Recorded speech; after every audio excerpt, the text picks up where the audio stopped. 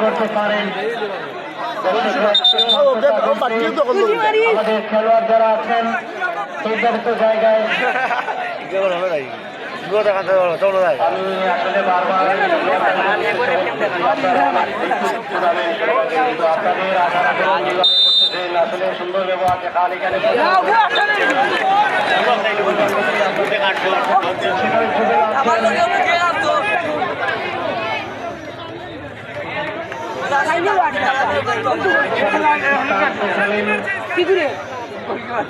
এই মুহূর্তে একটা গোল দিলাম